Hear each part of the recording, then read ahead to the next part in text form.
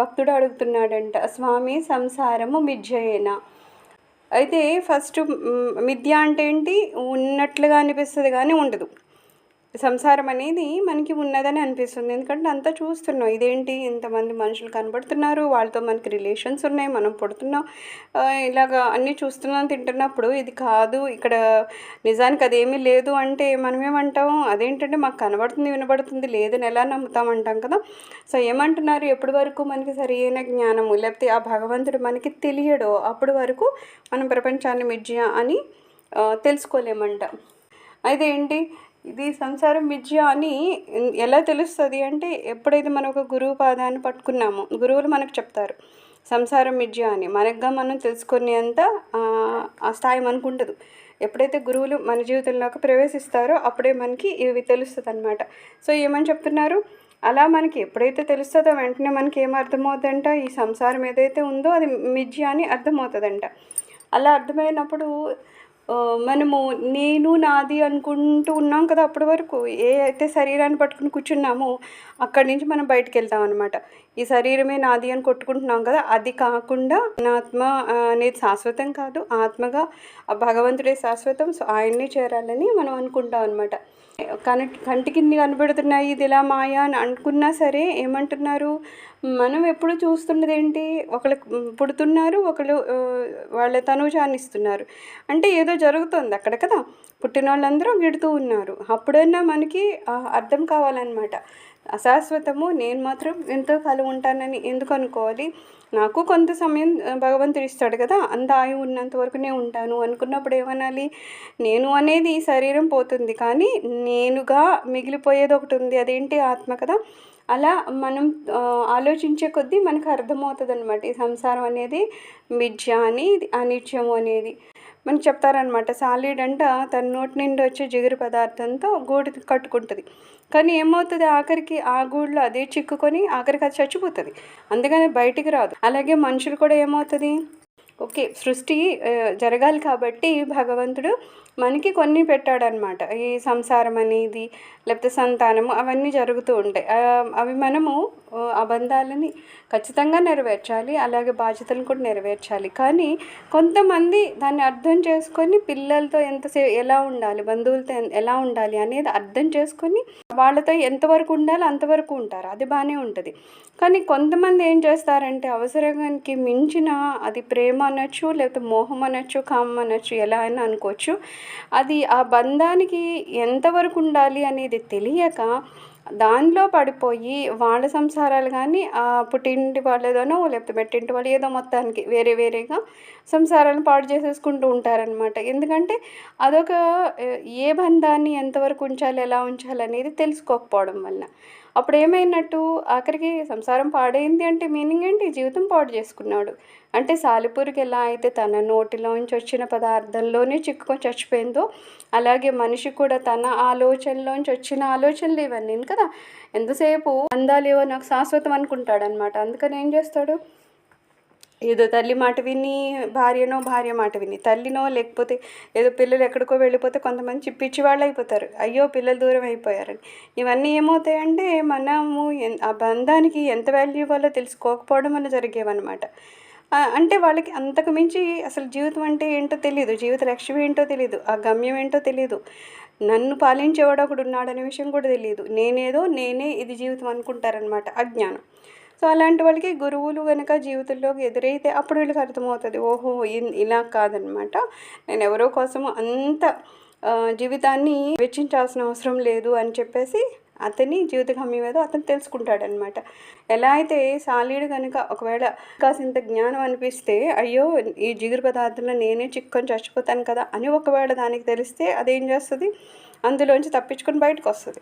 కానీ అది తప్పించుకోలేదు, ఎందుకంటే దానికి అది తెలియదు, అది జిగురు పదార్థము, అది దాన్ని మింగేస్తున్న విషయం తెలియదు. అలాగే అతి ప్రేమగా లేకపోతే అతి మోహంతో బంధాలను పెంచేసుకుని ఎవరైతే తన జీవితాన్ని పాడు చేసుకుంటున్నారో వాళ్ళకున్న ప్రాబ్లం ఏంటి? జ్ఞానం ఏదనేది తెలియకపోవడం అనమాట. కానీ వాళ్ళు నిజంగా అర్థం చేసుకుంటే వాళ్ళు సుఖంగా ఉంటారు. వాళ్ళ చుట్టుప్రక్కల ఉన్న వాళ్ళని కూడా సుఖంగా ఉండనిస్తారు. ఎందుకంటే ఇక్కడ అతి ప్రేమ అనేది ఉండదు. కేవలం బాధ్యతగా ఉంటాం అంతే. పిల్లల్ని ఎంతవరకు చూడాలి అంతవరకు ఉండి బాగానే ఉంటుంది. ఆ తర్వాత నేను చూశాను కాబట్టి మా పిల్లలు చూడడం లేదు, లేకపోతే మా పిల్లోడు దూరంగా ఉన్నాడు, ఇలా మనం ఏమన్నా దాన్ని ఎంతవరకు పొడిగించుకుంటామో అంతలాగా మనం ఒక బలమైన తాడుతో కట్టేసుకుంటున్నాం అనమాట. అలా కట్టుకున్నప్పుడు ఏమవుతుంది, ఆఖరికి ఊపిరాడక చనిపోతాం. అంటే మన జీవిత లక్ష్యం దేనికని ఈ శరీరాన్ని పట్టుకుని వచ్చామో, ఒక మనిషిలాగా వచ్చామో, ఆ మనిషికి ఏది చేయాలో అది చేయకుండానే ఆ మనిషి తన శరీరాన్ని వదిలేసుకుంటున్నాడు అనమాట. అందుకని ఏమంటున్నారు, సంసారం అనేది మిథ్య అంటే మిథ్యే, కానీ అది మనకి తెలిసి ఆ మిథ్యలోంచి బయటకు వస్తే కనుక అప్పుడు సంసారం మిథ్య కాదనమాట. తర్వాత ఏమంటున్నారు, భగవంతుడు మమ్మల్ని ఇలా సంసారంలో ఎందుకు బంధించాడు, ఎందుకంటే ఏం చేసినా మరి భగవంతుడే చేస్తున్నాడని చెప్తున్నారు కదా. సృష్టి చేసింది కూడా భగవంతుడే, సృష్టిలో ఉన్న ప్రతి ప్రాణి భగవంతుడే. అలాగా అంతా భగవంతుడు అయినప్పుడు మరి ఎందుకండి ఇలాంటి సంసారంలో మమ్మల్ని బంధించేస్తున్నాడు అని ఒక భక్తుడి ప్రశ్న అనమాట. అప్పుడు రామకృష్ణ పరమహంస గారు ఏం చెప్తున్నారంట, సంసారం అనేది కర్మక్షేత్రము, కర్మ చేయడానికి అనమాట. ఎప్పుడు మనం ఇందులోకి ఎందుకు వస్తామంటే ఒక కర్మ చేయడానికి వస్తున్నాం, ఒక పని చేయడానికి వస్తున్నాం. కానీ అసలు ఏం పని అనేది తెలియకపోవడం వలన అజ్ఞానంలో మునిగి ఊరికి సంసారంలో అలా టైంపాస్ చేసుకొని ఆ తర్వాత చనిపోతున్నారు, శరీరాన్ని వదిలేస్తున్నారు. కానీ అసలు నిజంగా ఏ పనికి వచ్చామో అది తెలిస్తే మన జీవితం వేరేగా ఉంటుంది. ఒక అబ్బాయి స్కూల్కి వెళ్తున్నాడు అంటే దేనికి వెళ్తున్నాడు, అబ్బాయి చదువుకోవడానికి వెళ్తున్నాడు. చదవాలి, జ్ఞానాన్ని సంపాదించాలి, మంచి పరీక్షల్లో పాస్ అవ్వాలి, అప్పుడు కదా మంచి ఉద్యోగం వచ్చి ఆ జీవితం సరైన మార్గంలోకి వెళ్తుంది. అదే అసలు స్కూల్కి అయితే వెళ్తున్నాడు కానీ అసలు ఎందుకు వెళ్తున్నాడో కూడా తెలియని స్థితిలో వెళ్ళాడు అనుకో. అలాగ మనం ఈ సంసారంలోకి వచ్చాము, సంసారంలోకి అయితే వచ్చాము, శరీరాన్ని పట్టుకుని వచ్చాము. కానీ ఎందుకు ఈ సంసారంలోకి వచ్చామో, ఎందుకు ఈ శరీరం మనకి ఇచ్చాడో ఏమీ అర్థం కానంతసేపు మన పరిస్థితి ఎలా ఉంటుంది, ఏమీ అర్థం కాని స్థితిలోకి వెళ్ళిపోతాం. అప్పుడు ఏం చేస్తాము, ఒక గురువు అనేవారు భగవంతుని కృప వలన మనకి ఎదురవుతారు.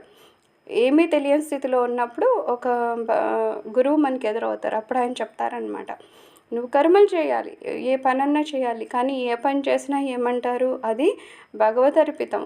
ప్రతిదీ కృష్ణార్పణము, మనము ఏదో రామార్పణం శివార్పణం అంటూ ఉంటాం కదా, అర్పణము వాళ్ళకి ఇచ్చేస్తాము. అప్పుడు ఎప్పుడైనా భగవంతుడికి ఏమి ఇస్తాం, మంచి పనులు చేస్తేనే కదా ఇస్తాం, ఏదో చెడు పని చేసేసి కృష్ణార్పణం అంటాం అనం కదా. అంటే ఆ రకంగా కూడా ముందు మనము మన కర్మల్ని సత్కర్మల్లోకి మార్చుకుంటున్నాము. రెండోది ఏమవుతుంది, ఒకవేళ తెలుసో తెలియకో ఏదైనా దానికి తప్పు జరిగింది అనుకుంది, ఒక పని చేసినప్పుడు ఏవో చిన్న చిన్న తప్పులు కూడా అందులో జరిగిపోతూ ఉంటాయి. అయినా సరే దానికంటూ పాపం మనకి అంటకుండా అది కూడా మనం భగవంతుడికి అర్పించేస్తున్నాం.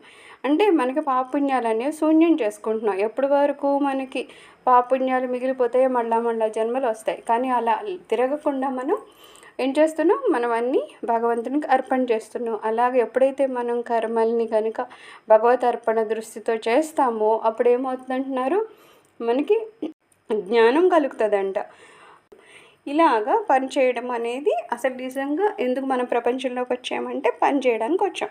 అయితే ఆ పనులు ఎలాంటివి అంటే కొన్ని ఉంటాయంట, ఏమని చేయాల్సిన పనులు కొన్ని ఉన్నాయంట, చేయకూడని పనులు కొన్ని, నిష్కామ కర్మలు. అలాగా చేయాల్సిన పనులు అంటే మనం దేవుల్ని స్మరించడం కానీ, భూత దయ కానీ, లేకపోతే ఋషులు మనకి ఇచ్చారు కాబట్టి ఋషికి వాళ్ళని స్మరించడం కానీ, ఇలాగా అన్ని యజ్ఞాలు చేస్తాం రోజు. అవేంటి చేయాల్సిన పనులు. చేయకూడని పనులు ఉన్నాయి, ఏదో జీవహింస చేయడము, అసత్యం ఆడడము, హింస, ఇవన్నీ ఉంటాయి కదా, ఇవన్నీ చేయకూడదు అని ఉంటాయి.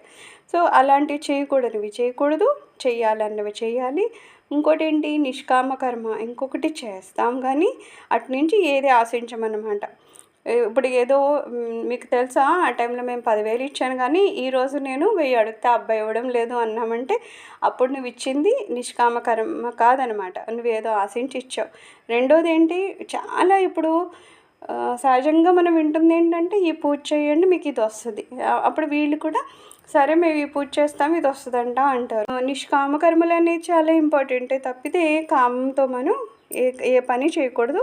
కనీసం భక్తి కూడా మనం కామంతో చేయకూడదు. అది సరైన పద్ధతి కాదు. దేవుడా ఇది మాకు కావాలంటే అడగండి ఇస్తాడు అని చెప్తారు చూడు, పూర్ణ జ్ఞానం ఉన్న వాళ్ళు ఎవరు దేవుడిని ఇది అడగండి అని చెప్పరు. ఎందుకంటే భగవంతుడు ఏది ఇచ్చినా సరే, మనకి కష్టం నష్టం ఇచ్చినా సరే, అందులో కూడా మనకి ఏదో మంచి జరగాలని భగవంతుడు ఇస్తాడు. ఎందుకంటే కష్టపడితేనే కదా అప్పుడు మనకున్న కర్మ ఏదో కరిగిపోతుంది. సో దేవుడు అసలు ఏ కష్టం ఇవ్వలేదు. మళ్ళీ అలా చేసుకుని ఇంకో జన్మల్లో మనం మళ్ళీ జన్మలెత్తుతాం, మళ్ళీ అవి కరిగించుకోవడం ఇంకో ఏవో కష్టాలు పడుతూ ఉంటాం. కాబట్టి దేవుడు ఏం చేశాడు అనే దాన్ని మనం ప్రశ్నించకూడదు. దేవుడు ఏమి ఇచ్చినా సరే అది సరి అయిందే, నా మంచి కోసం ఆయన చేశాడు అనుకుంటే కనుక మనము చాలా ప్రశాంతంగా బ్రతుకుతాము. అది సరి అయిన జ్ఞానం అని కూడా అనిపించుకుంటుంది అనమాట. చాలామంది ఏదో పూజలు చేసేసి లేకపోతే గుడ్లకి వెళ్ళిపోయి అక్కడ చాలా పవిత్రంగా, లేకపోతే ఏంటో ఇంత డబ్బులతో పళ్ళు పలహారాలు అన్నీ ఇచ్చేస్తే భగవంతునికి నేను మంచి భక్తురాల్ని. సో ఆ తర్వాత బయటకు వచ్చాక మనసు లేకపోతే మంచితనానికి సంబంధం లేకుండా ఎలా అయినా ప్రవర్తించేస్తూ ఉంటారు. ఏమంటారంటే దేవుడి దగ్గర ఉన్నప్పుడు అలా ఉండాలి. అంటే నువ్వు దేవుడిని కేవలం ఒక చిన్న మూర్తిలోనూ ఒక చిన్న దేవాలయంలో మాత్రమే చూస్తున్నావు, అంటే నీకు జ్ఞానం ఇంకా రాలేదు.